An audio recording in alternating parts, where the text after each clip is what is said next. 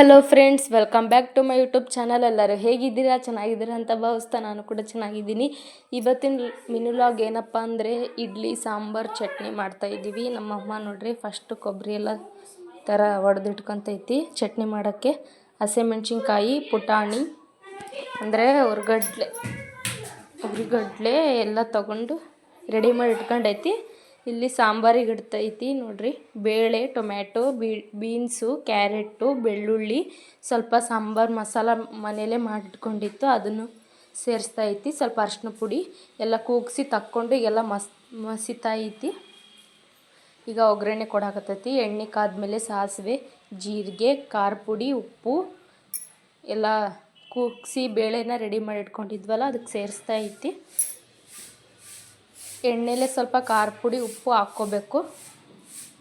ಎಲ್ಲ ಮಿಕ್ಸ್ ಮಾಡಿಕೊಂಡ್ರೆ ಸಾಂಬಾರು ರೆಡಿ ನೋಡ್ರಿ. ಈಗಲೇ ಕುದಿತಾ ಐತಿ, ಸಾಂಬಾರು ರೆಡಿ ಆಯಿತು. ಈಗ ಚಟ್ನಿಗೆ ಹಸಿಮೆಣ್ಸಿನ್ಕಾಯಿ, ಉಪ್ಪು, ಬೆಳ್ಗಡ್ಲಿ, ಕೊಬ್ಬರಿ ಎಲ್ಲ ಹಾಕ್ಕೊಂಡು ಚಟ್ನಿ ಮಾಡ್ಕೊತೈತಿ. ಈ ಕಡೆಗೆ ಚಟ್ನಿನ ಒಗ್ಗರಣೆ ಕೊಡ್ತೈತಿ. ಸ್ವಲ್ಪ ಎಣ್ಣೆಗೆ ಸ್ವಲ್ಪ ಸಾಸಿವೆ ಹಾಕ್ಬಿಟ್ಟು ಒಗ್ಗರಣೆ ಕೊಡ್ತೈತಿ. ಚಟ್ನಿ ರೆಡಿ ಆಯಿತು. ಈಗ ಹಿಟ್ಟೆಲ್ಲ ರೆಡಿ ಮಾಡಿ ಇಟ್ಕೊಂಡಿದ್ವಲ್ಲ ಇಡ್ಲಿ ಮಾಡೋದಕ್ಕೆ, ಅದು ಫಸ್ಟು ಈ ಥರ ಇಡ್ಲಿ ಪ್ಲೇಟಿಗೆ ಎಲ್ಲ ಎಣ್ಣೆ ಹಚ್ಚಿಟ್ಕೋಬೇಕು. ನೆಕ್ಸ್ಟು ಎಲ್ಲ ಹಿಟ್ಟು ಈ ಥರ ಹಾಕ್ಕೋಬೇಕು.